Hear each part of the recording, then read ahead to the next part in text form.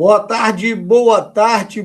E, galera, assunto de hoje, assunto do nosso encontro de hoje, as leis da termodinâmica. E aí, o que é que vocês sabem desse assunto? Tudo sob controle? A aula hoje tá valendo, viu? Quem ficar conectado hoje aqui vai assistir a melhor, tá? Alguns, tá? Vão assistir a melhor aula de termodinâmica da vida. Tá? Então é bom saber aí que. Deixa eu fazer uma pergunta aqui para quem está conectado. Alguém aqui está no ensino médio ainda? Certo? No ensino médio, eu me lembro um pouco. Perfeito. Vamos aqui lembrar. A Isa falou isso, né? Eu queria saber se tem alguém ainda cursando o ensino médio. Certo? Só para a gente ter ideia. Caso já tenha terminado o ensino médio, certo? Se você quiser se manifestar para dizer que ano você terminou, só para poder a gente dar uma olhada aqui, saber como é que vocês estão a nível de tempo, se foi ano passado, ano atrasado, se foi há uma década, né? Ou se foi há 20 anos, não tem problema. Tá? O quê? Ele deve ser eu ensino médio, né? Estou entendendo aí, eu ensino médio. Show de bola. Massa. Vão falando aí. Vão falando. Que eu queria ter essa ideia hoje de quem está no ensino médio e quem não está. Perfeito. Então, pessoal, leis da termodinâmica. Pessoal, uma das coisas que é essencial em estudar termodinâmica é a gente tentar entender o que é que ela trata. Né? Porque antes de estudar termodinâmica, no capítulo geralmente que vem nos livros sobre termodinâmica, a gente encontra, pessoal, um capítulo anterior chamado capítulo de gases. A gente em que estuda o quê? O conceito. Que legal, o pessoal compartilhando aqui a idade, até a idade está compartilhando. Não pedi isso não, mas amém, show de bola. Meu menino de 14 anos que vai para o ensino médio ano que vem, que massa. Show de bola. Bacana. É isso aí. Já concluí. Show de bola. E aí, pessoal, quando a gente estuda termodinâmica, antes dela, a gente estuda algumas coisas importantes sobre gases, tá? Por sinal, deixa eu passar aqui o primeiro slide aqui, já está falando em termodinâmica, mas eu vou fazer uma riscadeira aqui nesse primeiro slide já. Já vou começar a aula aqui riscando. Vocês sabem que eu risco pra caramba. Quando a gente estuda termodinâmica, ou gases, na verdade, a gente considera que tem um gás que ele está confinado, né, num recipiente. Existe um recipientezinho que tem um gás confinado, e quando a gente estuda gases, a gente sabe que ao estudar gases, a gente tem aqueles conceitos de pressão, volume e o quê? Temperatura, entrando, por sinal, os conceitos lá de PV igual a nRT, que são a equação geral dos gases, né? Equação conhecida como equação de Clapeyron, certo? E aqui nessa brincadeira, que bacana, estou aqui porque eu gosto de estudar, que massa, poxa, bacana, viu? Difícil são as pessoas que gostam de estudar, mas às vezes a gente estuda por obrigação, né? Mas que massa. Sempre temos que estar pronta para uma possível prova. É isso aí, tá certo. E uma prova pode poder mudar, né?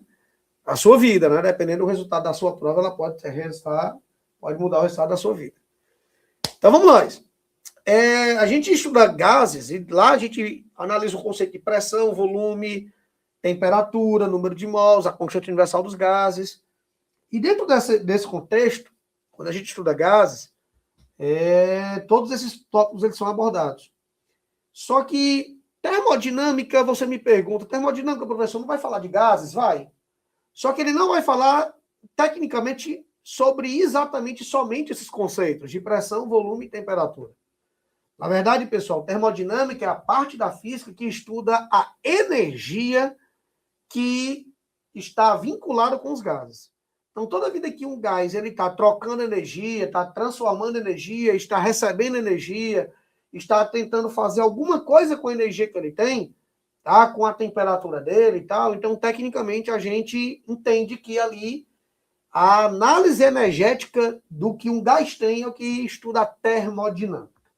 Então, para a gente poder começar, a gente conceituar isso de forma sólida, saber que termodinâmica estuda essa parte dos gases. Então, por exemplo, antigamente a gente tinha os trens, né, as locomotivas e tal, e as locomotivas, elas tinham...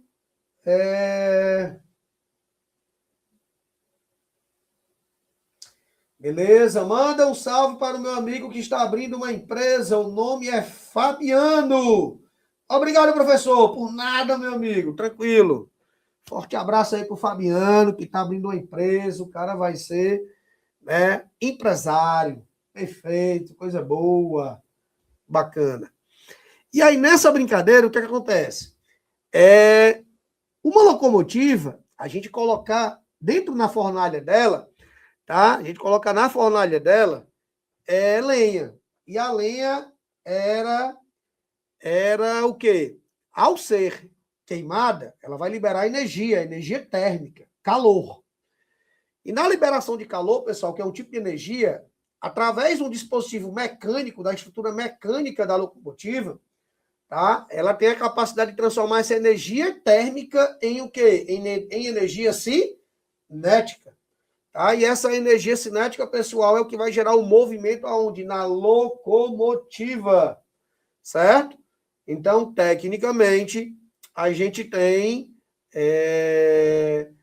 a gente tem esse processo de transformação de energia quando a gente fala de quê? De locomotiva. Então, não tem como não falar de termodinâmica e falar desse processozinho de transformação de energia.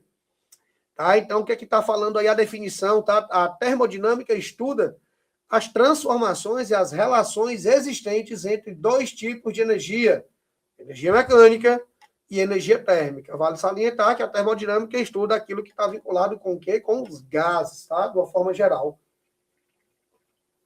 Mas a energia térmica está vinculada com outros dispositivos. Aí, por exemplo, nós temos uma bala, e essa bala, tecnicamente, ela tem velocidade, e quando ela tem velocidade, ela tem uma energia chamada de energia o quê? Cinética. E quando ela colide com a parede, com alguma região e para, a velocidade dela vai a zero e, consequentemente, a energia cinética já deixou de existir. Então, essa energia cinética, por ser energia, a gente sabe que na natureza nada se perde, nada se cria, tudo se transforma. Esse conceito, pessoal, ele vale para a energia. Então, a energia cinética, tecnicamente, ela vai se transformar num outro, ela precisa se transformar num outro tipo de energia, já que a energia cinética deixou de existir. Se eu tenho esse projétil, tá aí, com a energia cinética de 1000 joules, por exemplo, de 1000 joules, quando ela chega bem aqui, esses 1000 joules, eles não podem ter simplesmente evaporado. Na verdade, esses 1000 joules, eles tiveram que ser o quê? Transformados. E na colisão, pessoal, existe, tá, na parada abrupta que essa bala teve aí ao colidir aí com a parede, perdão, existiu o quê? Uma transformação da energia cinética em energia térmica. Então, na colisão, por conta do atrito que teve entre a bala e a parede, tá? Que atrito esse necessário para poder fazer a bala parar, a gente tem um aumento da temperatura, consequentemente, um aumento de energia térmica. Então, esses 1000 joules de energia aí, tá? Uma parte virou energia térmica, mas a gente sabe que toda vida que tem uma colisão, existe tecnicamente o quê? A produção de um barulho. Então, além do aumento térmico, existe a produção de um som, de um barulho aqui. Então, uma parte da energia cinética vai virar energia sonora. Então, essa energia sonora vai produzir o quê? Um som. Tá? Então, consequentemente, a gente tem aí um processo de transformação de energia nessa situação. Aqui a gente tem, pessoal, a fissão nuclear. A fissão nuclear, lembrando que fissão é quebra, é um outro processo de transformação de energia. E que, tecnicamente, o átomo radioativo, ele tecnicamente emite parte da energia nuclear dele em forma de radiação. E essa radiação pode gerar aumento de temperatura em líquidos. Tá? É o que acontece justamente em usinas nucleares. Tá? Então, a gente tem um gerador lá dentro, que esse gerador ele é movido por conta desses processos de transformação de energia também. Certo? E aqui, a gente tem o primeiro conceito, tá, original da aula de hoje, que é o conceito chamado de energia o quê? interna. E, pessoal, energia interna, ele é um conceito muito tranquilo. Que, na verdade, pessoal, energia interna de um gás, tá? Para deixar bem claro, a gente está estudando sistemas gasosos. E a energia interna de um gás, ela está vinculada com a energia de movimentação das moléculas. As moléculas, elas não estão paradas. As moléculas gasosas, elas estão em constante movimento. E aí, essa movimentação... Perdão novamente. Essa movimentação dessas partículas, ela é resultada por conta de quem? Da temperatura dela. Então, quanto maior a temperatura for da molécula gasosa, quanto maior for a temperatura, maior tecnicamente vai ser o quê? A quantidade de energia, o quê? Interna dessa molécula. Então, se eu tenho um sistema que tem várias moléculas, se eu tenho um sistema gasoso que tem várias moléculas, você tem que entender que esse sistema gasoso ele vai ter o quê? Uma energia interna total. Lembrando que energia interna aqui tem a ver com a agitação das moléculas. Então, essa energia interna tem a ver com velocidade. Então, é energia o quê? Cinética. E nessa situação, quanto maior a temperatura do gás, maior esse grau de agitação, maior é a temperatura. Então, consequentemente, maior a quantidade de energia interna que aquele sistema gasoso vai ter. Então, a energia interna, pessoal, matematicamente, normalmente ela é apresentada como a letra U, em que o zero, tecnicamente, é considerada a energia interna inicial. O U, normalmente, é considerada a energia interna final. O que é o delta U? É a variação da energia. A energia final menos a energia o quê? Inicial. Então, tecnicamente, o que é que nós temos? Nós temos que a variação da energia interna, ela depende da energia interna final e da inicial. Mas um detalhe que é importante você saber é que a energia interna, ela tem uma equaçãozinha básica e fundamental, caso o gás seja o quê? Caso o gás seja monoatômico. Todo gás monoatômico, pessoal, o que é monoatômico? Ele só tem um único átomo.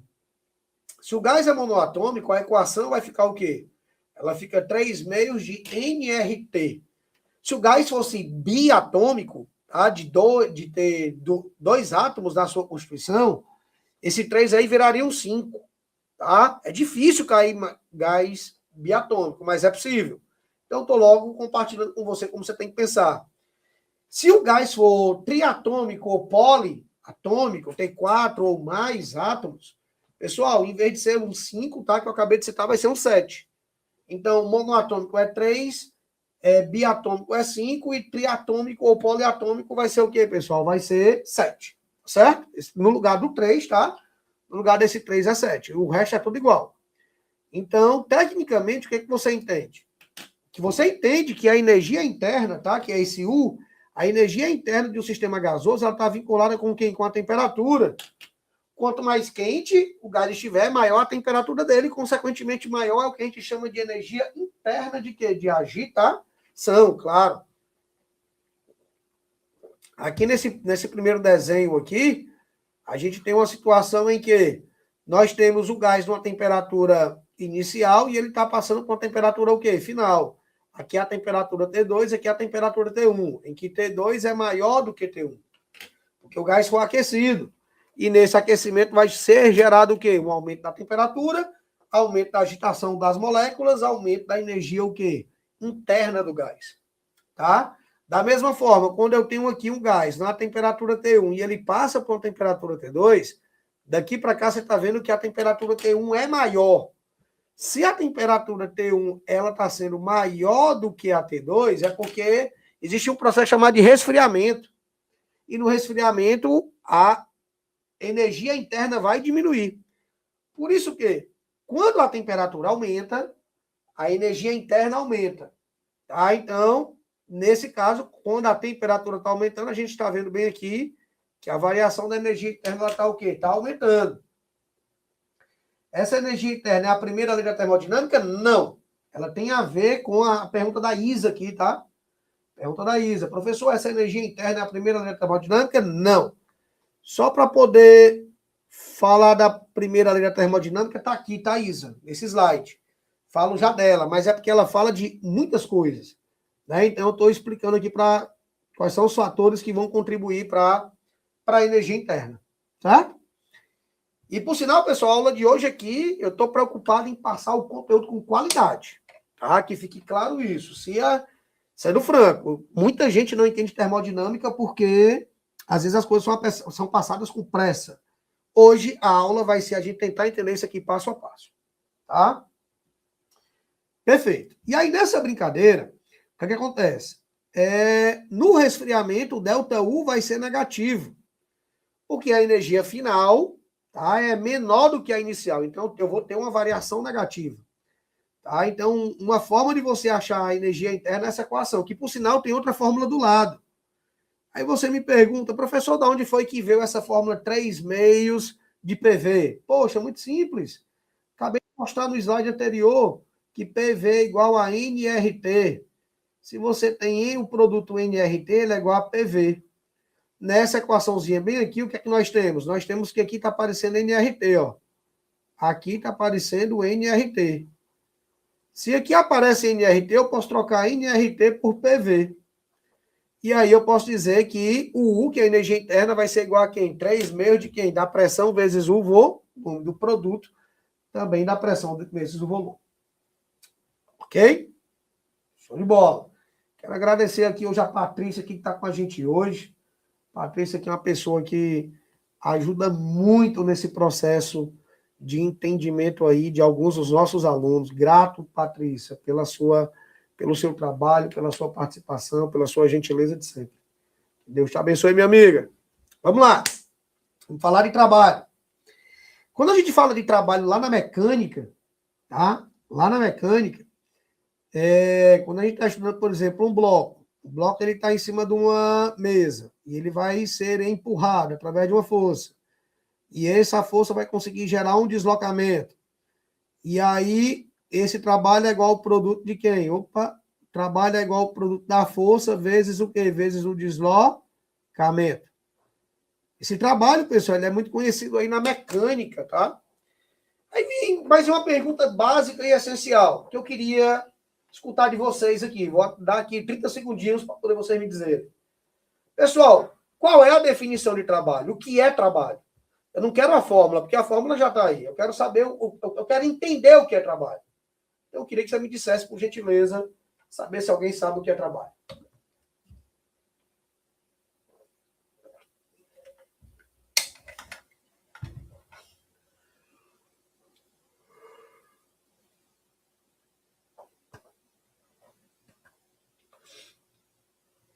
Aguardando aqui alguns comentários. Se você quiser colocar, professor, não sei, tranquilo. Se você quiser ficar sem falar nada, tranquilo também.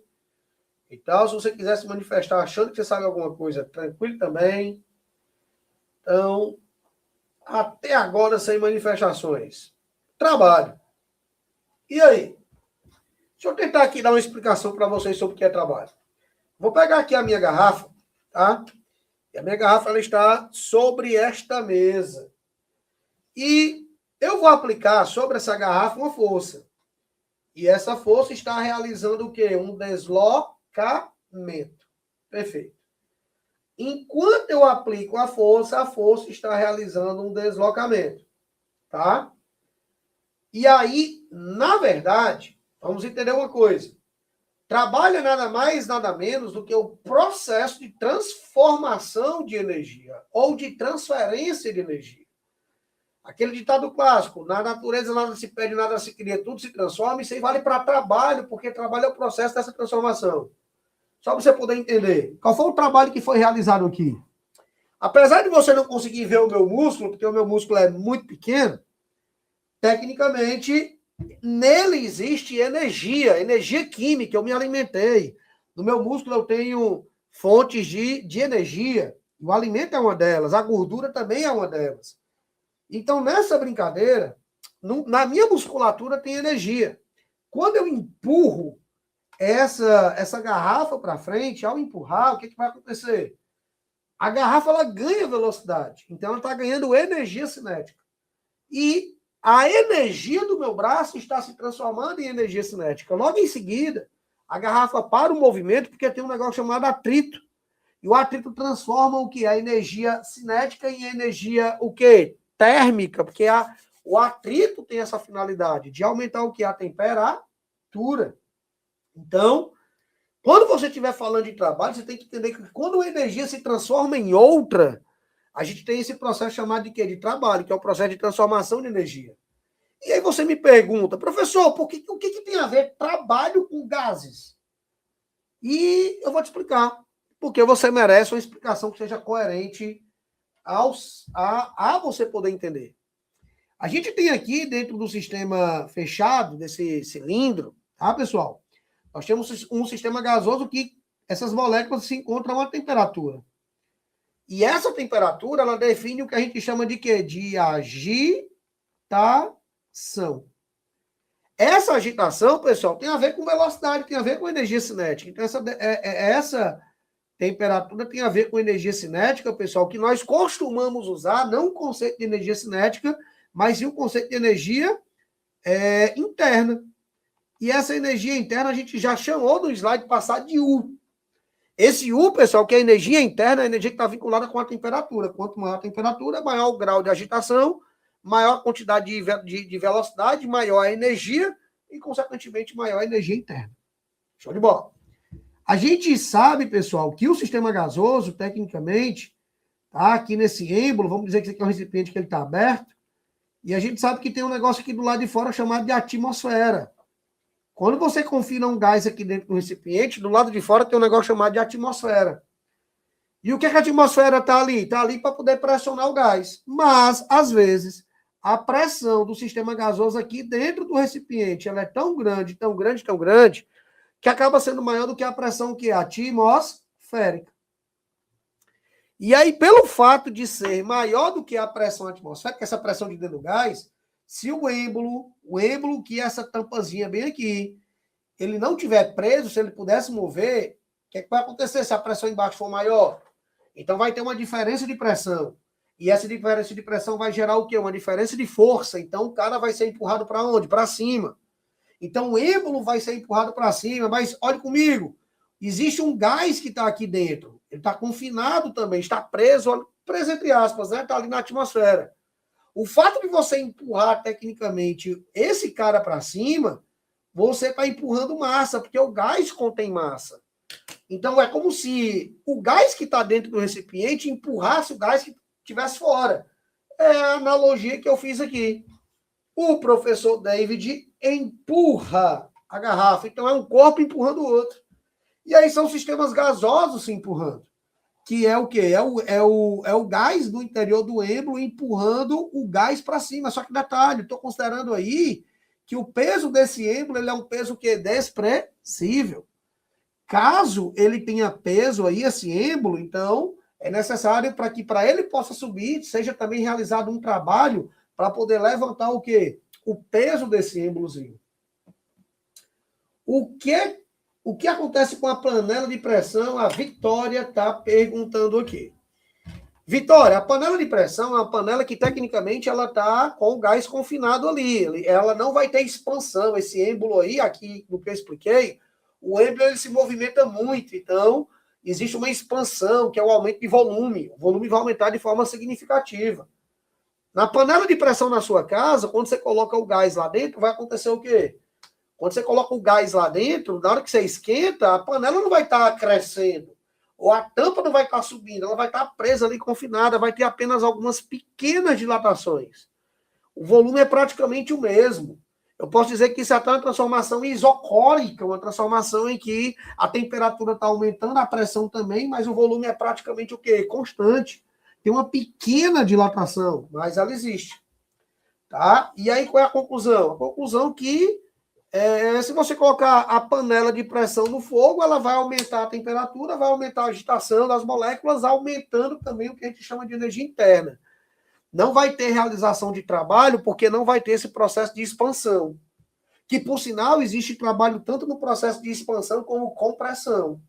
Se você pegar uma bexiga, um balão, tá, de aniversário, você encheu ela, colocou gás dentro dela, e de repente você leva para uma região de maior pressão, você pega ela, mergulha com ela na piscina ou no meio do mar. a bexiga vai acontecer o quê? A pressão de fora vai ser cada vez maior com o aumento da profundidade. Isso vai gerar o quê? Um aumento de pressão e, consequentemente, o encolhimento de quem? Da bola dessa bexiga que eu estou falando. Perfeito. Nessa brincadeira,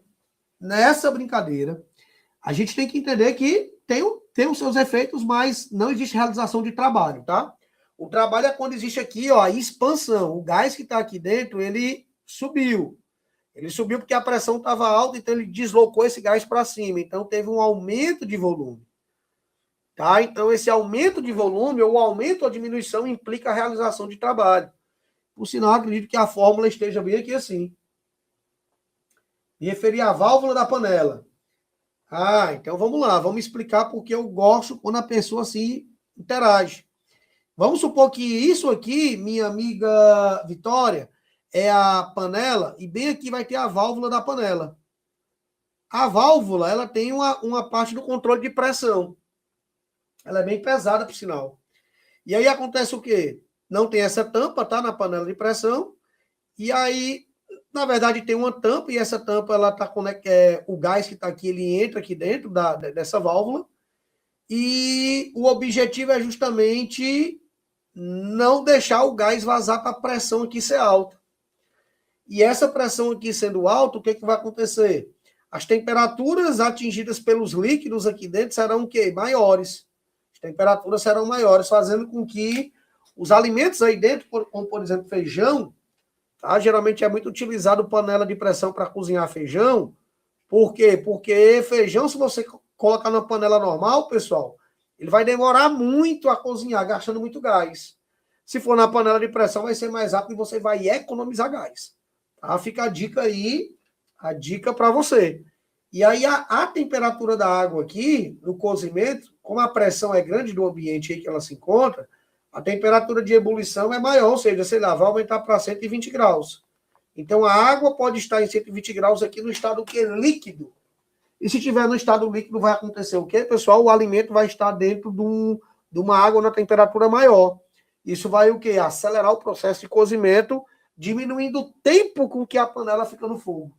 E essa diminuição do tempo, pessoal, vai gerar o cozimento mais rápido do alimento. Show de bola. Aqui a gente tem, pessoal, uma realização de trabalho, tá? Por sinal, pessoal, esse trabalho aqui, eu estou vendo aqui no desenho, o trabalho é positivo. Professor, por que nesse caso aí o trabalho é positivo? Fácil, porque teve uma expansão.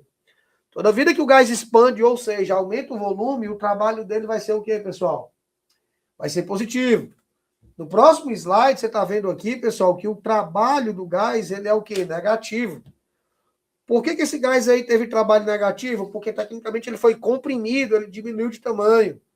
Então, bem aqui tem uma seta aqui indicando o deslocamento de quem? Do êmbolo. E o deslocamento foi para baixo, gerando uma redução do volume.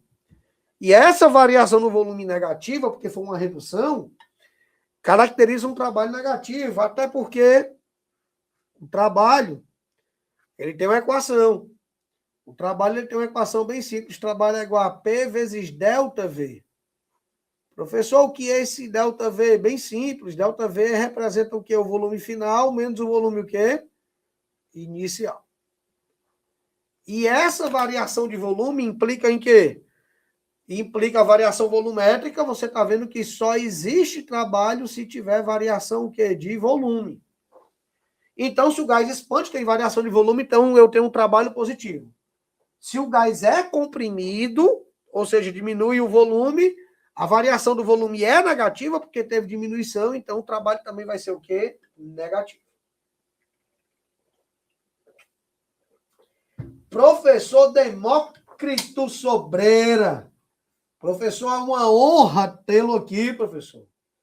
Esse cara é bom. Fui aluno do professor Demócrito no supletivo. Eu fiz supletivo com 37 anos, e o professor Demócrito foi meu professor no supletivo. Meu amigo, satisfação, viu, cara? Você é fera, sensacional. Abraço para você e toda a família, grande professor, mestre da física. Curiosidade sobre o professor Demócrito. O professor Demócrito, quando fez o concurso professor do IFCE, na prova escrita, tirou o primeiro lugar geral na física. O cara que tem um conhecimento aí devastador na física, viu? Admiração demais por esse cara. Tamo junto, meu irmão. Cara humilde pra caramba, 10 anos. Te amo, cara. Simbora. Vamos lá. Então, eu já comentei aqui na expansão. Na expansão, o trabalho é positivo. O gás fornece energia na forma de trabalho. O gás realiza trabalho. Na compressão, o trabalho é negativo. O gás recebe energia na forma de trabalho. Ou seja, o gás recebe trabalho. Então, quando o trabalho é positivo, quando ele expande, perdão, o trabalho é positivo. Quando ele é comprimido, o trabalho é negativo. E aqui é o que a gente acontece como expansão, e aqui chama-se o quê? Compressão. Então, na expansão, o trabalho é sempre positivo.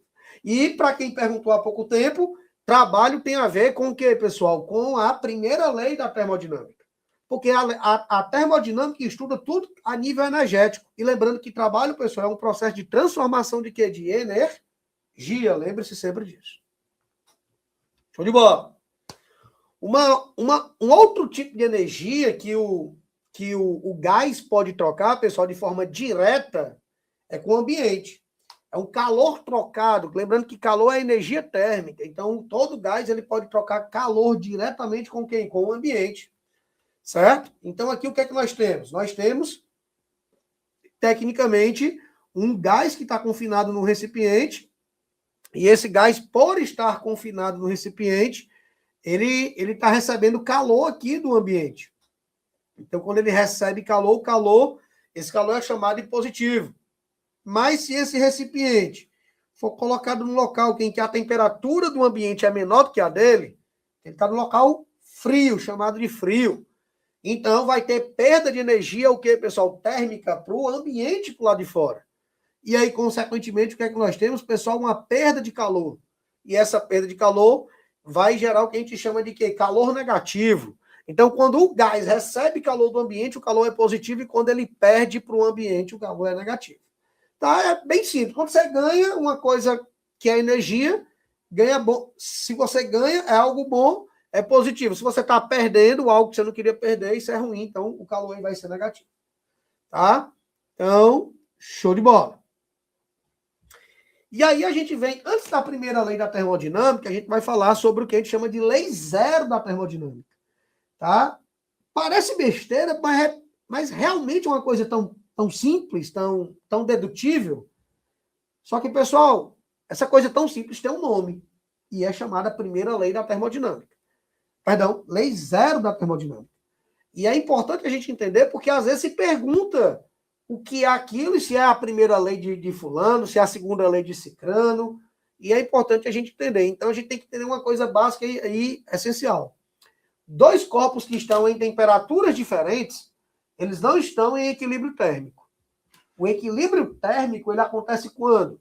Quando, tecnicamente, os dois corpos entram em contato e eles trocam energia térmica, eles trocam calor, por exemplo. E ao ter essa troca de calor, implica dizer o quê? Que eles poderão chegar na mesma temperatura. Quem está na temperatura mais alta diminui, quem está na mais baixa aumenta, chegando no equilíbrio. O detalhe que é importante você saber é que simplesmente, quando está em equilíbrio térmico, tá? A gente pode ter a absoluta certeza que não existe mais mudança de temperatura. A temperatura de A e de C elas são o quê? Iguais, idênticas. E aí, tecnicamente, a gente tem o quê? A gente tem que o A e o C estão em equilíbrio térmico. A mesma coisa é o B e o C. Eles também estão em equilíbrio térmico, ou seja, na mesma temperatura. E aí, nessa brincadeira, pessoal, o que é que acontece? O que é que diz a lei zero da termodinâmica? Se o corpo A está em equilíbrio térmico com o C, e o corpo C está em equilíbrio térmico com o B, é porque eu posso garantir que o corpo A está também em equilíbrio térmico com B. Então, se A está em equilíbrio com C e C está em equilíbrio térmico com B, B de bola, então eu posso garantir que o primeiro corpo, que é o A, está em equilíbrio térmico com quem? Com o último. Pessoal, essa coisa tão trivial, vamos dizer assim, é considerada uma lei. E é chamada de quê? De lei zero da termodinâmica. Tá? É importante você saber que isso aí é a lei zero. Show de bola. E aí a gente tem, pessoal, é o que a gente chama de primeira lei da termodinâmica. Estou passando aqui só porque eu quero ver. Ah, pronto. Aqui são alguns exemplos. Beleza, Paulo. Show de bola. Pessoal, a primeira lei da termodinâmica, ela trata justamente sobre o princípio básico de quê? Da conservação de quê? Da energia nos sistemas gasosos. É o que trata a primeira lei. E olha que interessante. A primeira lei trata sobre calor, sobre trabalho e sobre variação da energia interna. Certo? Então, ela trata...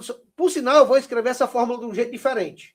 Certo? Eu vou passar esse trabalho aqui para o outro lado e ele vai ficar tecnicamente positivo. Tá? Negativo é positivo. Então, eu posso dizer que ΔU mais o trabalho vai ser igual ao calor. Então, eu vou botar como é igual, vou botar o calor do lado de cá. Não tem problema, não. Eu posso dizer que isso aqui, pessoal, é a primeira lei da termodinâmica. E ela está fazendo uma conservação de energia. Lembrando que Q é calor, calor é energia. O T é de trabalho, o trabalho representa o processo de transformação de energia. E ΔU, como eu já falei, representa a variação da energia interna do gás. Por exemplo, um gás tem inicialmente 80 joules de energia térmica, 80 joules de energia interna térmica. E esses 80 vira 100.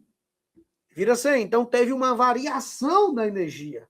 A variação da energia interna é o 100 menos 80, dando quanto? Dando 20. Então, entenda que esse termo aí, ΔU, que corresponde à variação da energia, só faz referência à diferença de energia entre a situação final e inicial. Aí você me pergunta, e professor, se a temperatura ficar constante? Se a temperatura ficar constante, não tem mudança de quê? De energia. Porque nós vimos que a energia interna de um gás monoatômico, ela é 3 meios de nRT. Se a temperatura não muda, o U ele também não vai mudar. Por quê? Porque R é uma constante e N é o número de mols que, confinado o gás, aquele N vai permanecer constante também o tempo todo. Show de bola. Dentro dessa situação, dentro dessa perspectiva, a gente tem o quê, pessoal? Que a primeira lei da termodinâmica, ela vai tratar aí sobre o que eu já falei, ó, sobre o calor, sobre o trabalho e sobre a variação da energia, o quê? Interna. Esses 3 assuntos, tópicos, a gente vai, consequentemente, tratar na primeira lei da termodinâmica. Cara, eu vou procurar aqui um espaço para poder explicar, porque antes de falar da primeira lei, eu vou dar a explicação, a melhor explicação técnica sobre primeira lei, que é falando de dinheiro, que é uma coisa que todo mundo entende. Tá? Vamos lá. Eu vou pegar aqui uma pessoa, tá? E tecnicamente essa pessoa, eu vou tentar fazer bem aqui no canto aqui, essa minha abordagem, para poder vocês entenderem. Essa pessoa, uma determinada pessoa recebeu do pai dela um dinheiro. Recebeu do pai dela um dinheiro. Eu vou considerar que esse dinheiro recebido foi R$100. R$100. Essa aqui é a pessoa que vai receber. Então, essa aqui é o filho. Vou botar essa aqui de filho. O pai deu ao filho R$100. Pergunta besta. Tá? Pergunta besta. O que é que o filho pode fazer com esse dinheiro? O que é que o filho pode fazer com esse dinheiro? 2 coisas. Ele pode guardar o dinheiro ou ele pode gastar o dinheiro. Pode fazer 2 coisas.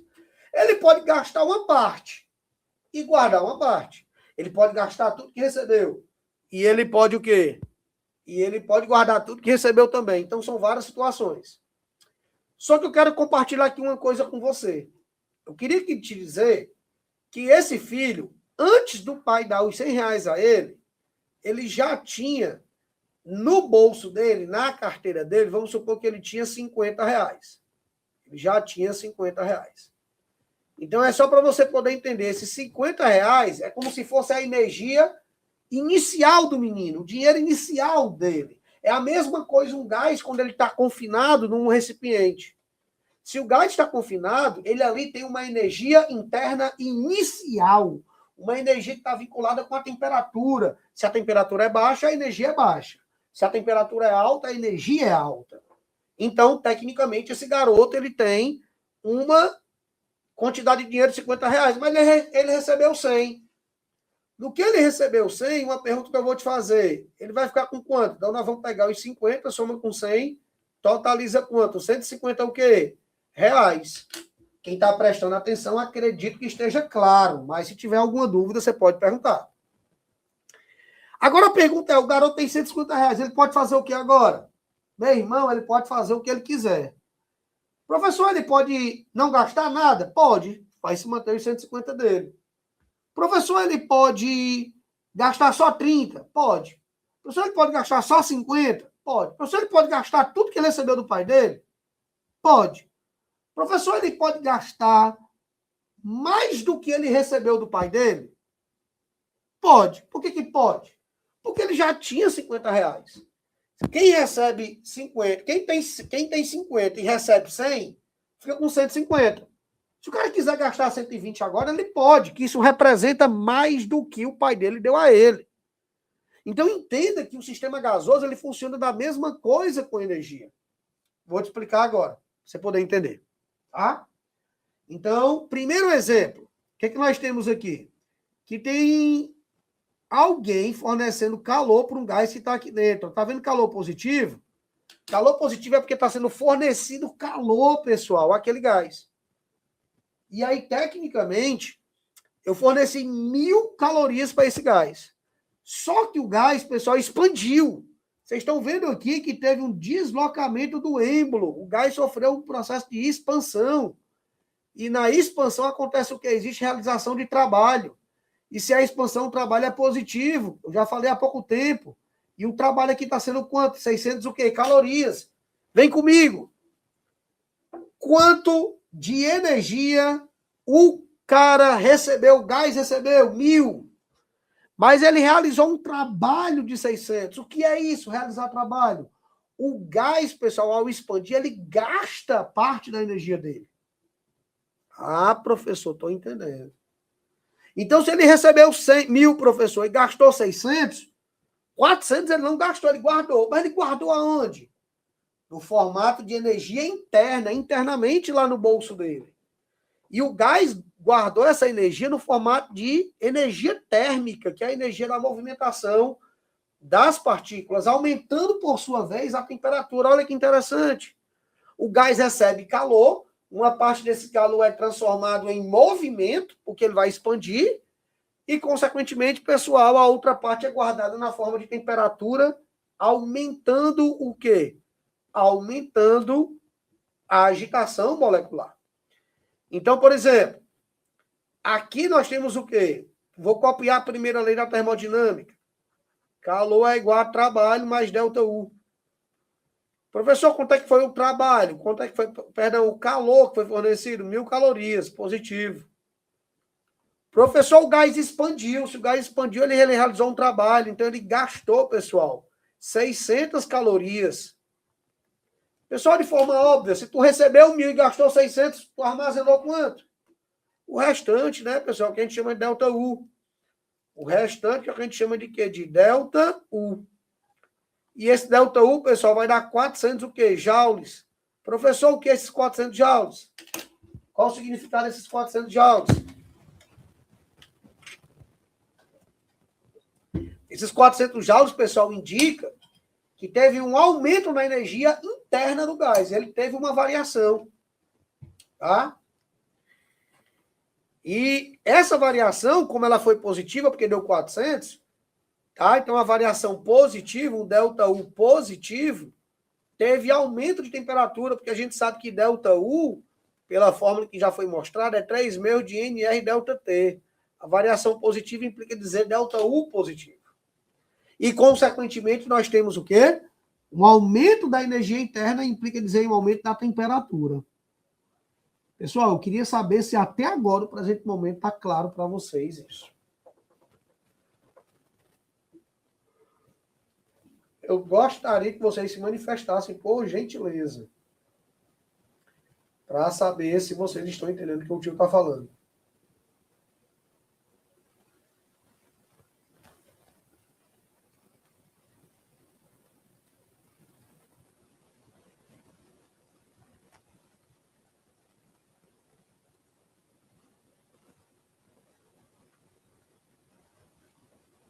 Show de bola.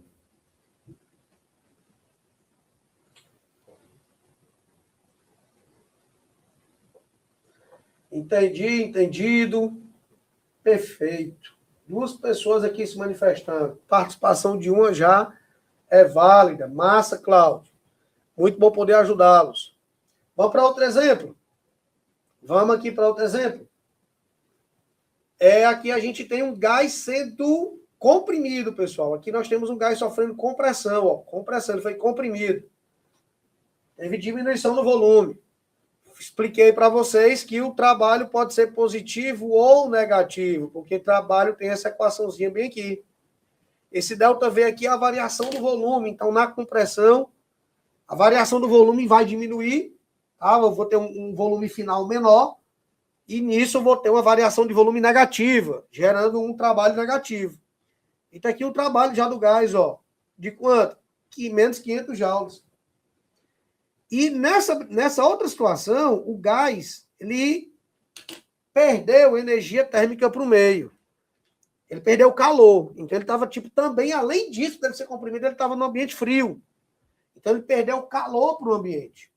E aí, nesse processo, acontece o quê? Nesse processo acontece a conservação de energia. A gente precisa saber o que vai acontecer. Então, todo o calor que um gás troca serve para 2 coisas. Qual é a primeira coisa?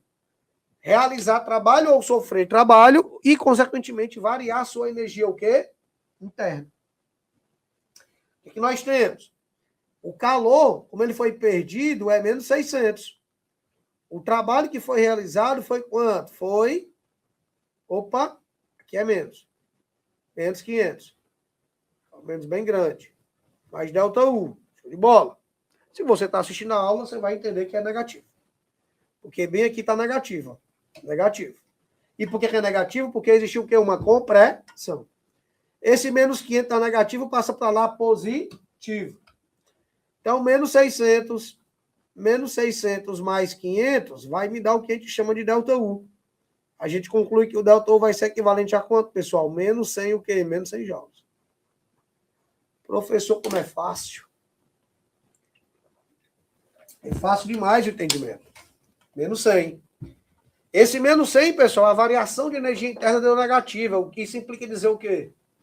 Isso implica dizer, pessoal, que teve uma diminuição na temperatura. Toda vida que o ΔU é positivo, o ΔU é positivo, é aumento de temperatura, é aquecimento.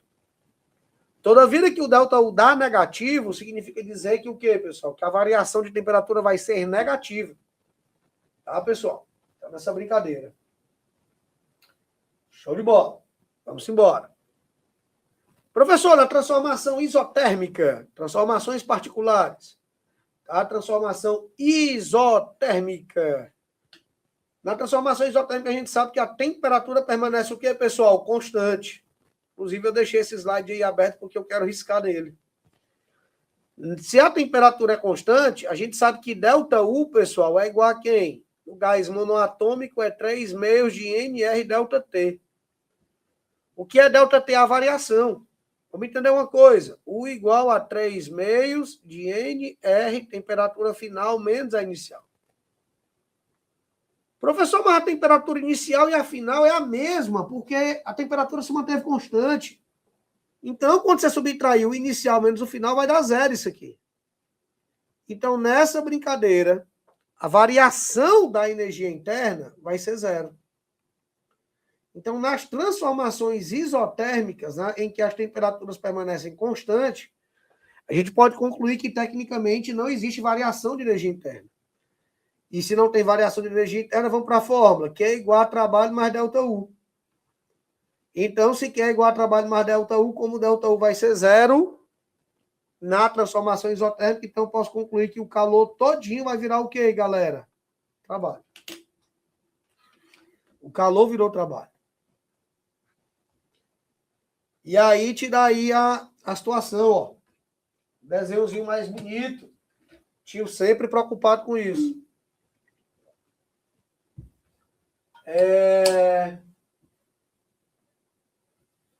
O que acontece? Nós temos aqui uma expansão, que o trabalho é positivo, o gás aqui está aumentando o volume, uma expansão, o gás recebe calor, só que por ser isotérmica, a temperatura permanece constante, então o ΔU é zero. Se ΔU é zero, pela fórmula que a gente já conhece, como a gente sabe que o ΔU na isotérmica é zero, o calor tem que ser obrigatoriamente igual ao trabalho, tá bem aqui, ó. Calor igual ao trabalho. Aqui do mesmo jeito. Aqui eu tenho uma perda de calor para o ambiente, calor negativo, o gás sofrendo o trabalho negativo, mas eu posso fazer análise na transformação também isotérmica, o ΔU tem que ser quanto? Tem que ser zero. Agora, nesse caso aí, acontece a mesma coisa, tá? Tá bem aqui assim, ó, que o trabalho vai ser igual a quem? Ao calor. É o que acontece também no primeiro caso. Na compressão é uma coisa e na expansão isotérmica vai ser a mesma coisa. Show de bola. Beleza. Fornecendo calor. Eu criei um slide aí, está sendo bem redundante isso. As explicações já estão bem coerentes. Vamos para a transformação isobárica. Transformação isobárica. Ela relata o quê? Relata uma coisa fácil. A pressão é constante. Na transformação isobárica, para quem não sabe, a pressão é constante. Tá? E aí, nessa brincadeira, se a transformação tem a pressão constante, nada zera, viu, pessoal? A gente sabe muito bem que trabalho é igual a pressão vezes variação de volume. Então, se eu tenho pressão, eu vou ter... E se o sistema tem variação de volume, eu vou ter trabalho, obrigatoriamente. E aí, a primeira lei da termodinâmica, ela vai ser respeitada por completo. Ó. Que o calor é igual a trabalho mais ΔU. E aqui também o calor vai ser igual a quem? Trabalho mais o ΔU. Show de bola.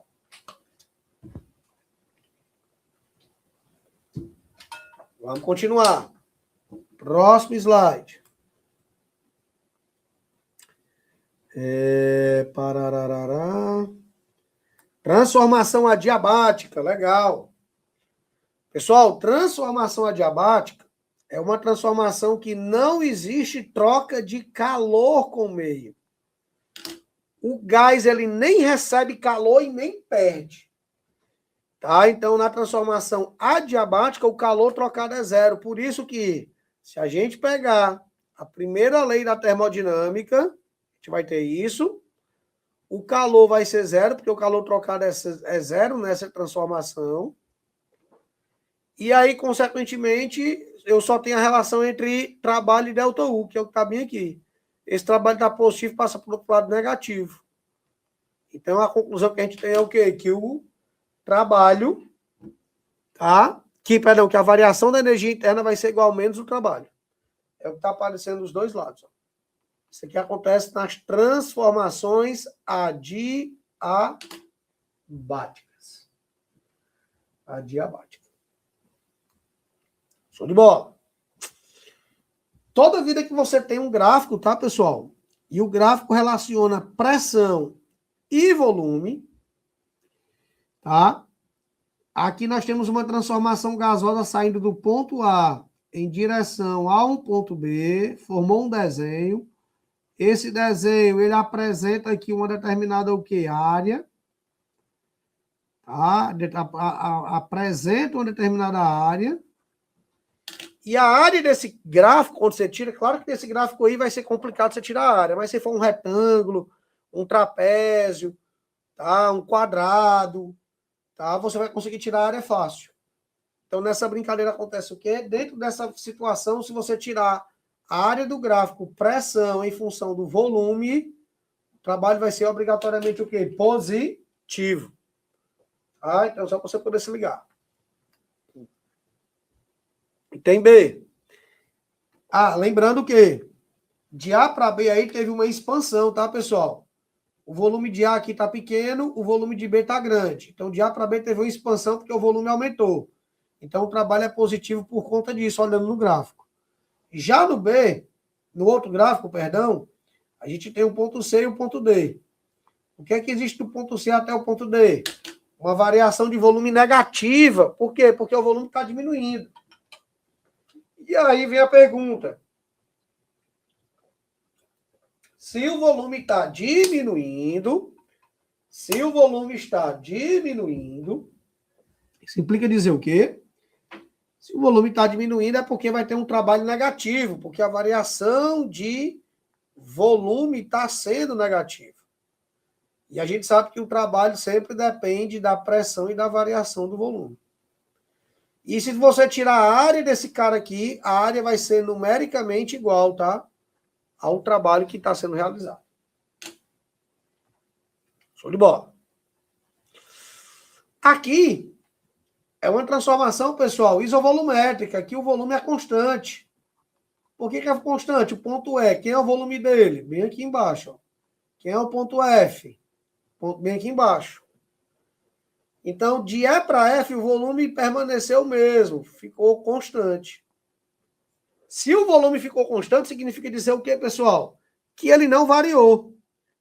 A variação do volume vai ser igual a quanto? A zero. Como eu sei que pressão é igual a... trabalho é igual a pressão vezes variação de volume, o que nós podemos concluir? Como a variação de volume é zero, porque o volume não mudou, então o trabalho também vai ser zero. Então, nessa transformação aqui, o trabalho é zero. Ah, professor, se o trabalho é zero, eu posso fazer o quê? Calor é igual a trabalho mais delta U. O trabalho sendo zero, eu posso dizer que o calor vai virar todo o quê, professor? Ou que todo o calor vai virar o quê? Variação de energia, o quê? Interna. Show de bola. Perguntando mais uma vez, alguém tem alguma dúvida? Tá tudo certo?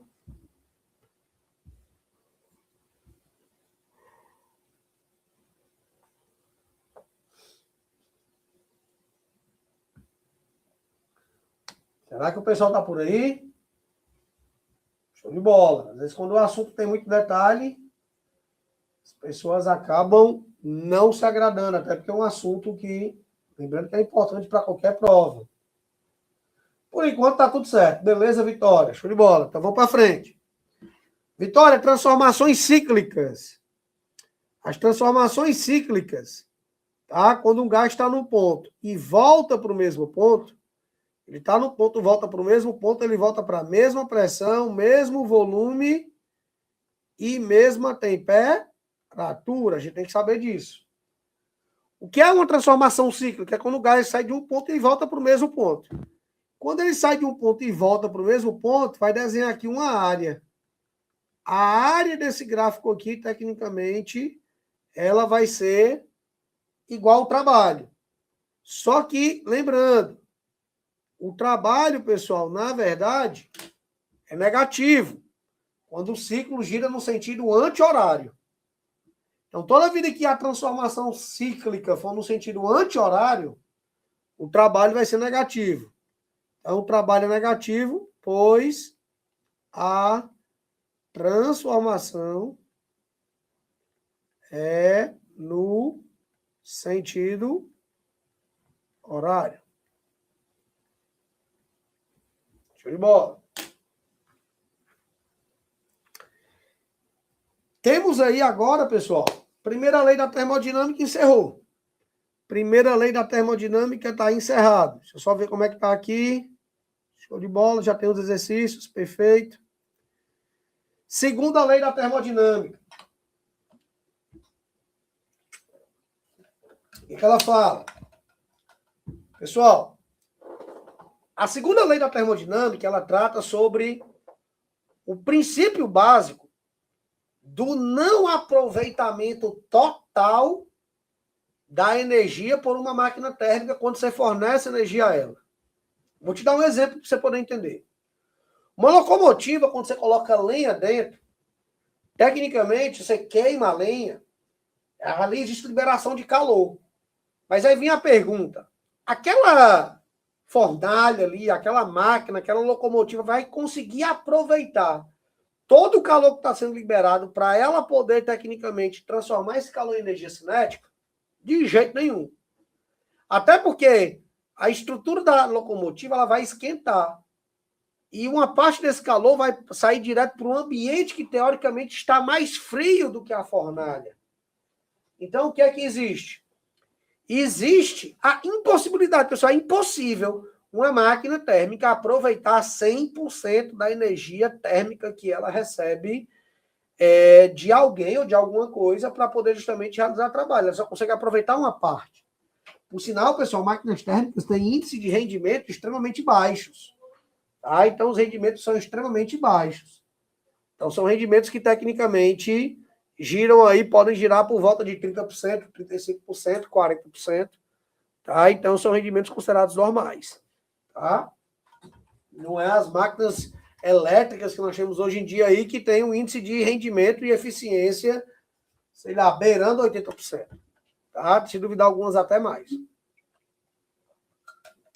Então, vamos lá. Então, pessoal, isso aqui representa a historinha da segunda lei da termodinâmica, dessa impossibilidade. Então, quando existe uma fonte quente fornecendo calor a uma máquina térmica, acontece o quê? Aqui é o calor QA, que é o calor que está sendo fornecido. O que vai acontecer? A máquina térmica vai, infelizmente, perder uma parte desse calor para o ambiente, que é chamado de fonte fria, e a outra, e uma parcela dessa energia que ele recebeu vai virar o quê? Vai virar trabalho. Então, por exemplo, vou dar números, vou dar aqui nome aos bois. Aí vamos dizer assim.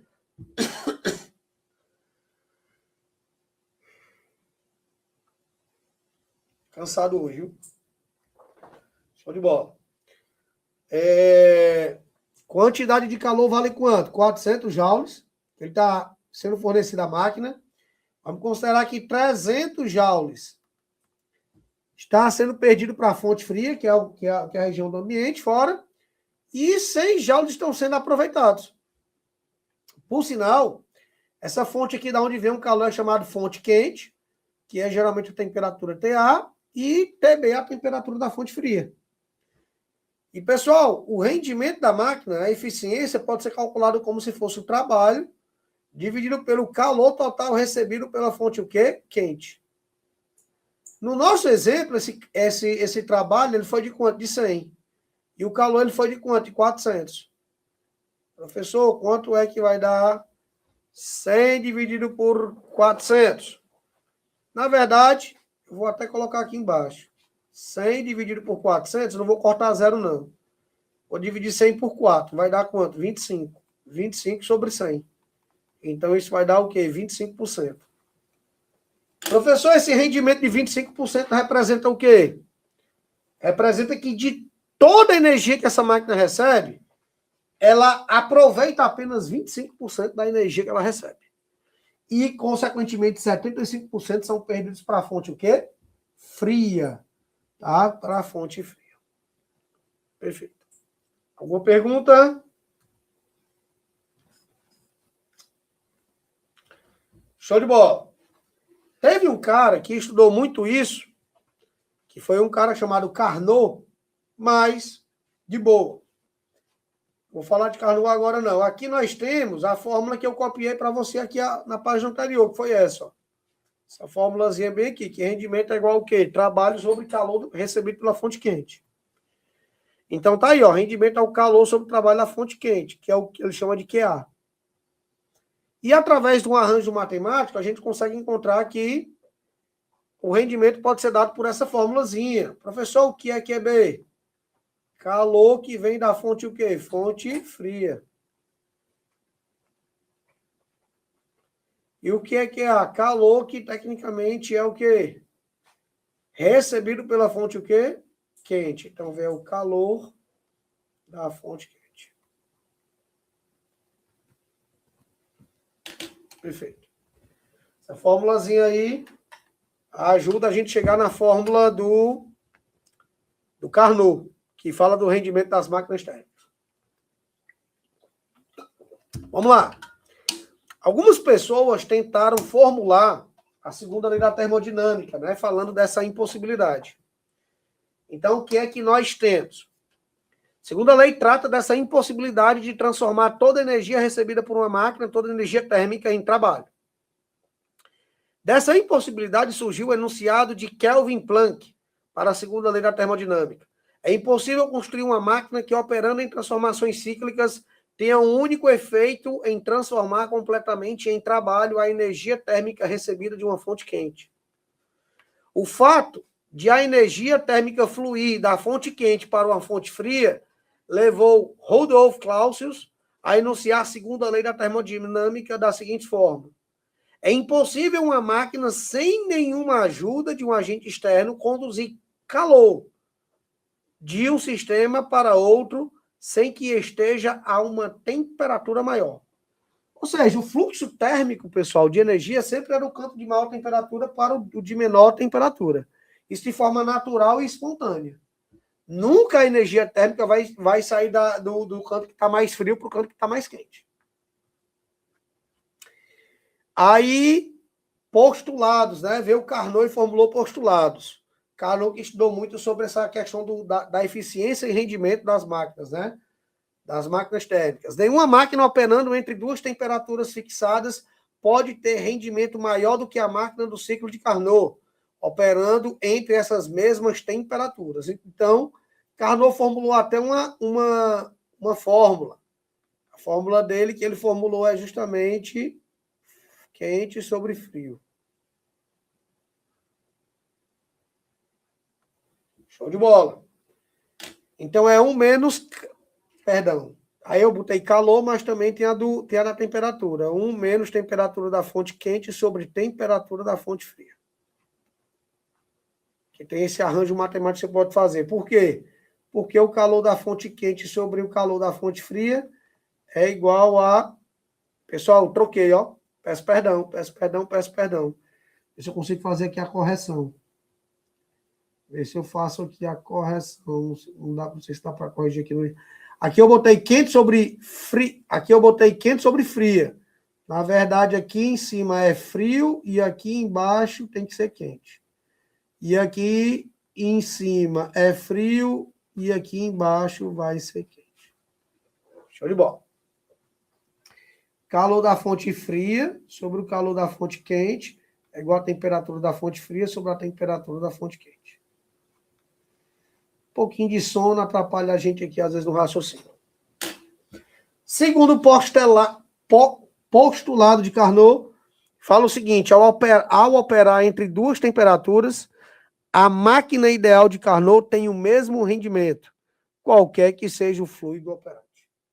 É um postuladozinho que foi formulado por ele. Os dois, né? E tá aí, pessoal, o ciclo conhecido como ciclo de Carnot. O ciclo de Carnot, pessoal, é um ciclo que ele definiu o quê? Perfeito. Rendimento, então a Vitória está perguntando, rendimento é um conceito utilizado para máquinas térmicas. E eficiência é um conceito utilizado para máquinas frias. Tá? Então, na verdade, e vou até fazer uma observação aqui, tá, Vitória? O rendimento, ele é maior do que 100%, ou nunca pode ser maior do que 100%. Mas a eficiência térmica de uma máquina de refrigeração, ela pode ser maior do que 100%. Tá? É raro, mas pode acontecer.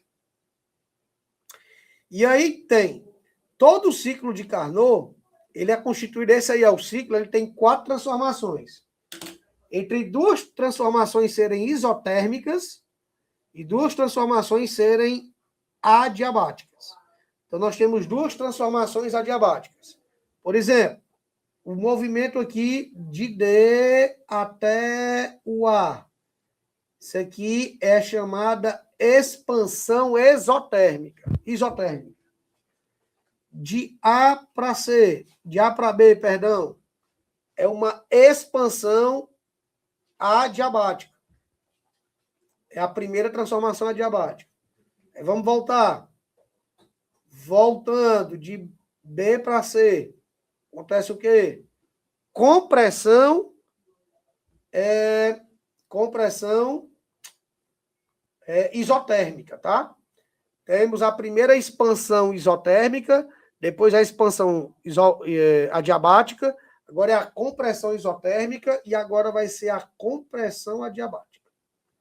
Perfeito. O ciclo de Carnot tem essas 4 transformações. É nessa primeira transformação aqui que eu indiquei que ele recebe calor da fonte quente, na expansão isotérmica. É na compressão isotérmica que existe perda de calor para a fonte o quê? Fria. Perda de calor para a fonte fria. A área dessa figura vai te dar o trabalho realizado. Tá aqui as relações que eu escrevi no slide anterior. Tá? Estamos acabando. Acabou. Alguma pergunta antes de começar as questões? Algum apontamento que você queira fazer? Vontade de querer dizer alguma coisa? Só ver aqui. Show de bola. Massa. Vitória, alguma pergunta? Isa, alguma pergunta? RS Cardoso, alguma pergunta? Demócrito, alguma pergunta?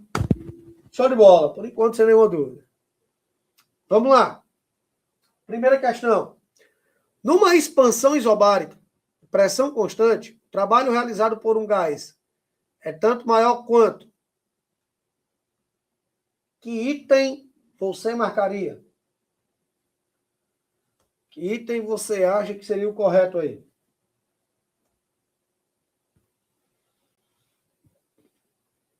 Dando tempo para vocês pensarem.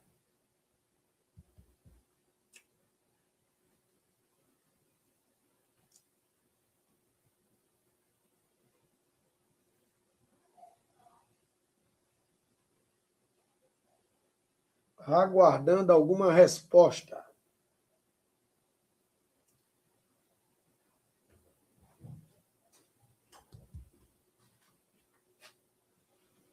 Eu acho que os alunos caíram. Opa! Temos aí a Isa respondendo. E Isa, está correto. 100% correto. A gente sabe muito bem que o trabalho é igual a P delta V. Ele está perguntando na questão, o trabalho realizado por um gás é tanto maior, ou seja, o que é que torna um trabalho grande? Fisicamente falando, é que a pressão seja a maior possível e a variação de volume também seja a maior possível. Então, é que ele tem o quê? A maior pressão e maior variação de quê? De volume. 100% correto, item A de avião. Certo? Alguma dúvida? Vontade de dizer alguma coisa? Beleza. Uma questãozinha que foi do Enem. Vamos lá. A questão parece ser boa. Um projétil. Ali acho que está errado. Um projétil de chumbo é disparado a 200 metros por segundo contra uma parede de concreto. A colisão deforma, aquece e para a bala. Supondo que a metade da energia cinética da bala nela permaneça como energia interna, a variação de temperatura do projétil de chumbo é em... Aí não é um 8 não, tá? Aqui é para ser uma bolinha. É em graus Celsius, dado calor específico do chumbo, 120 joules por quilograma grau Celsius. E aí, alguém ajudaria aí o professor a resolver essa questão? Como é que a gente faria essa questão?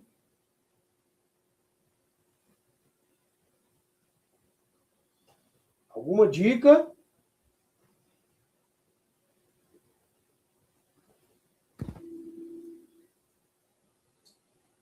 Vou deixar minha amiga intérprete aí, tranquila, esperando esse pessoal responder, minha amiga.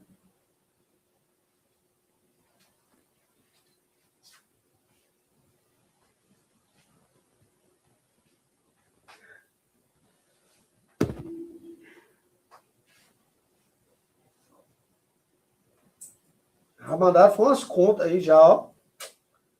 Ele participando. Primeira coisa, a gente tem que fazer o quê? O que é que a bala tem? Velocidade. Se ela tem velocidade, ela tem energia o quê? Cinética. Essa energia cinética dela vale quanto? mv² sobre 2.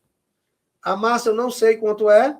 A velocidade vale 200 metros por segundo, 200 ao quadrado dividido por 2. M é a massa. 200 ao quadrado vai dar 40 mil sobre 2. Essa energia cinética vai dar 20 mil M, tá? Não esqueça o M, não. 20 mil M, porque ele não me deu a massa. Só que ele diz o seguinte, pessoal, na questão que é do Enem. Metade dessa energia cinética da bala nela permaneça. Então, vai se transformar em energia o quê, essa metade? Energia térmica. Então, quanto é a metade disso aqui? Ou seja, vai virar calor. Metade é metade de 20 mil, todo mundo sabe que é 10 mil. 10 mil. 10 mil vai virar calor. Calor que vai aquecer. E esse calor que vai ser aquecido vai ser o quê? MC delta T. Então, uma questãozinha que fala sobre calor e tal, sobre transformação de energia. Esse calor vai ser equivalente a quanto? A 10 mil M, igual a M vezes o C. O C vale 125, vezes a variação da temperatura. Corta, corta. Vai dar 10 mil dividido por 125. 10 mil dividido por 125, se fosse 1.000 por 125, daria 8. Como é 10 mil, vai ter um zero a mais. Então, a variação de temperatura vai ser de 80 graus Celsius. Então, resposta correta. Item P de bola. Acredito que está claro. Show de bola. Deixa eu ver aqui as outras questões. Dá uma olhadinha nessa quarta. Quarta questão. Na figura abaixo está representada a evolução de um gás ideal segundo o ciclo de Carnot. Com relação ao comportamento do gás, é correto afirmar que... Vamos lá, moçada. Pessoal que está ativo aí na aula. Item A. A temperatura do ponto A é maior do que a temperatura do ponto B? Verdadeiro ou falso? Fazer um jogo rápido. Temperatura do ponto A é maior do que no ponto B? O que é que você acha?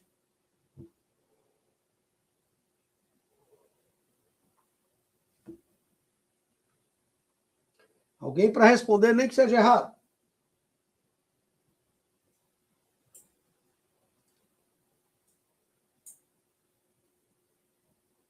A pressão não é constante não, né? De A para B tem diminuição.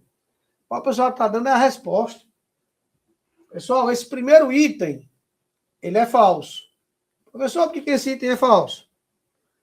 Esse item é falso, pessoal, pelo simples fato de A e B terem a mesma temperatura. Trata-se de o quê? De uma expansão isotérmica. A temperatura tem que ser igual, então tá falso. Item B, no trajeto BC, de B para C, o gás cedeu calor para a fonte fria. Meu amigo, de jeito nenhum. BC é um procedimento adiabático. O gás ele não vai trocar calor com ninguém. Ele não vai ceder calor nem receber.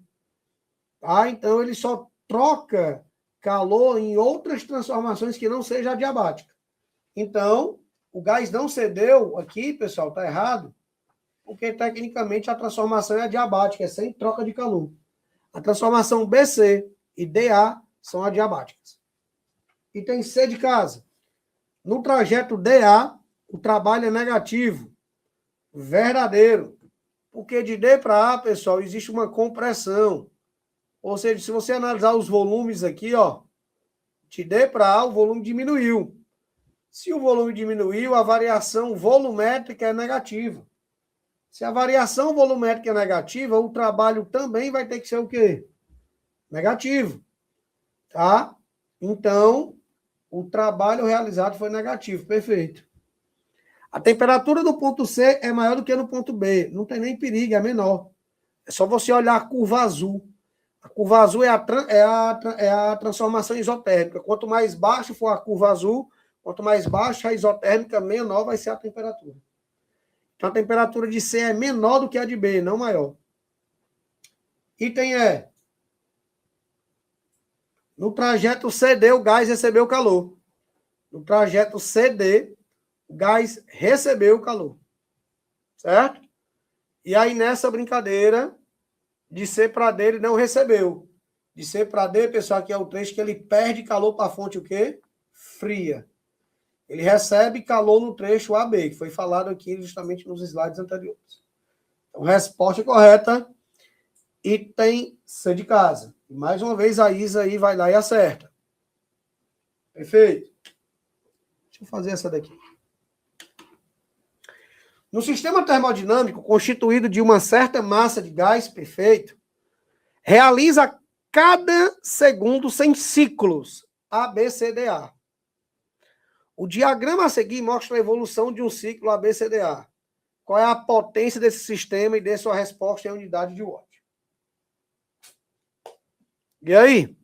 Como é que a gente acha a potência térmica desse ciclo aí termodinâmico? Bacana, né? Esse ciclo aí, ele está acontecendo no sentido horário.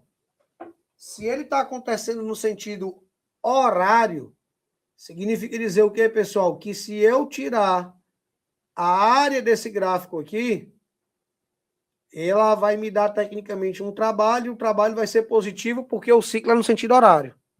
Se fosse no sentido anti-horário, o trabalho seria o quê? Negativo. Perfeito. Então aí é um retângulo. Vamos tirar a área dessa figura aí, para poder achar o trabalho. Professor, como é que a gente vai tirar essa área? Isso é um retângulo, é a base vezes a altura. Perfeito. Professor, quanto é a base? Pessoal, está saindo, a base é de 1 até 3, só que está em centímetros cúbicos. Tem que passar para metros cúbicos. Então, de 1 para 3, a base tem um tamanho de 2. De centímetro cúbico para metro cúbico, pessoal, vai andar quantas casas? De centímetro para metro são 2 casas. Mas como é cúbico, cada pulo vão ser o quê? Vão ser 3 casas. Então vai dar o total de 6. Como é voltando, é 10 elevado a menos 6. Multiplicado por quanto? Multiplicado pela altura. A altura é a pressão. Daqui para cá, a altura vai ser quanto? De 1 até 2, a pressão vai... A altura é 1. Show! A altura é 1.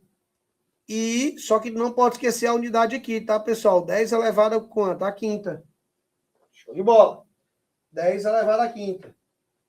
Aí, nessa brincadeira, a menina está dizendo aqui que o gabarito dela deu item B de bola. Essa questão é a terceira. Vamos continuar. E aí a pergunta é, quem é que vai ser a área? A área vai ser 2 vezes 10 elevado a menos 1. Então, a área vai dar quanto? 0,2. Se a área deu 0,2, o trabalho realizado nesse ciclo é 0,2 joules. Só que isso é em um ciclo. Só que existem quantos ciclos? Existem, tecnicamente, 100 ciclos. Ele fala bem aqui o número de ciclos total, 100 ciclos. Então, você vai fazer o quê? Você vai pegar isso aí e multiplicar por quanto? Por 100. Vai multiplicar por 100 para poder bater justamente o quê? 200 não, vai dar 20 joules no total. Então, a tua potência é o trabalho total sobre o tempo. O trabalho total que foi realizado foram 20 joules num tempo de 1 segundo, vai dar 20 watts. A gente tem como resposta o item B de bola. Show de bola. Então, tudo certo. Tudo bonitinho. Professor, naquela outra, o DA era uma compressão adiabática, né? A outra questão, né? Vamos ver aqui. De D para A. É a compressão adiabática, perfeito. O volume diminui, mas a temperatura aumenta, né? Sem troca de calor. Perfeito. Perfeito, Thiaguinho. Essa transformação adiabática aí, é tanto que faz sentido, ó. Vou colocar aqui a primeira lei da termodinâmica para poder tu dar uma olhada. Certo?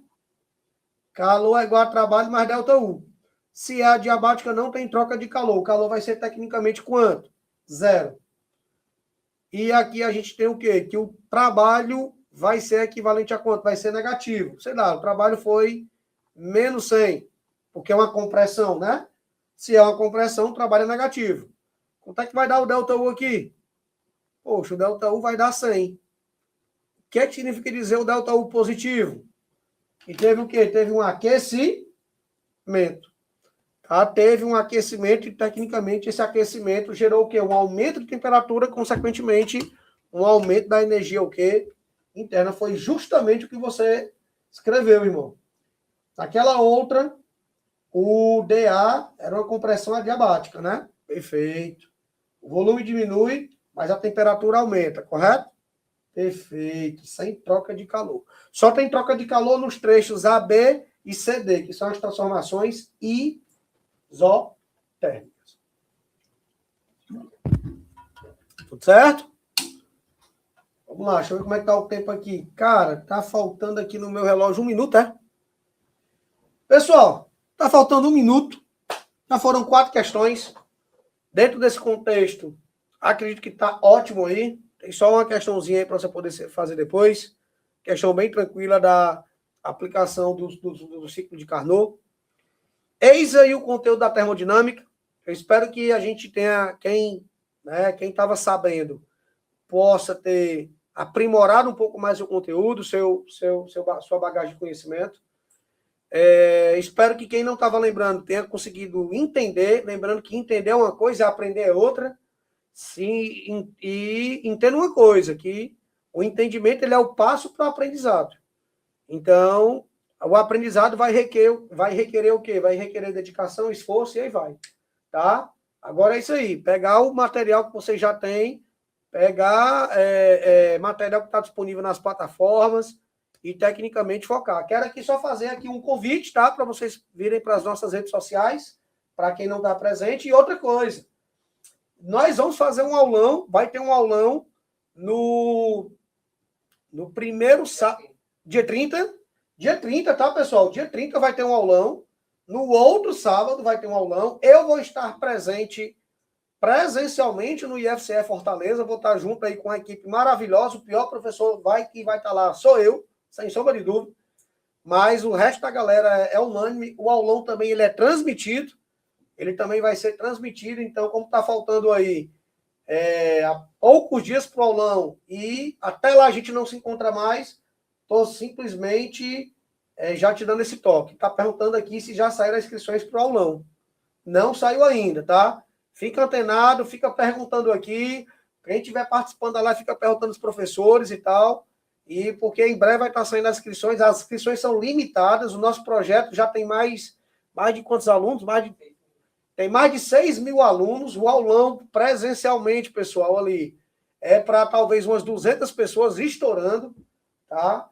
Então, tem limite de vagas. Então, quem tiver interesse em participar, fazer um dia diferente, ter contato com a gente ali, presencialmente, fora do mundo virtual, a gente vai estar à disposição, tá? Quero desejar a vocês uma excelente e restante terça-feira. Um forte abraço. Cuida dos estudos, pessoal, porque próximo mês já tem o quê? Tem uma coisa importante no próximo mês. É o quê? O que é que tem, pessoal, de importante no próximo mês? O pessoal está pensando na Copa, mas não é a Copa não, pessoal. É a inscrição do Enem, que já está começando. Não perde a inscrição do Enem, não. Próximo mês já tem inscrição do Enem. A Copa é um detalhe. O foco principal é a inscrição do Enem. Tá? Então, significa dizer que a prova está chegando, pessoal. Inscrição começando, prova começando. Tá? Forte abraço e até a próxima.